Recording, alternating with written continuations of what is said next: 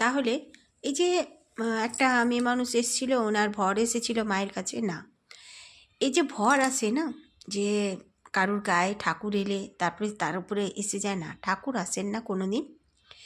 এদের দিমাগে প্রথম থেকে এদের সঙ্গে এমন কোনো শক্তি থাকে, এটা সত্যি কথা, এমন কোনো শক্তি থাকে, নেগেটিভিটি থাকে, যে কি মায়ের মন্দিরে এসে তারা সহ্য করতে পারে না, আর তারা এরম করে ব্যবহার করতে লাগে।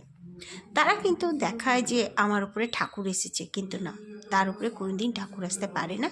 আর ঠাকুর নয়, ঠাকুর কোনোদিন রক্ত মাংস গন্ধ শরীরে আসে না, আসবে না। কেননা ঠাকুর হলো নেচার, ঠাকুর হলো জল, ঠাকুর হলো আগুন, সব ওই যে নারায়ণ এরই রূপ। সব বর্ষ দেখতে গেলে নারায়ণেরই রুদ্র রূপ শিব, ওই ঘুরে ফিরে সব ওনারই রূপ। তাহলে ঠাকুর কোনো মতে কারোর শরীরে আসে না,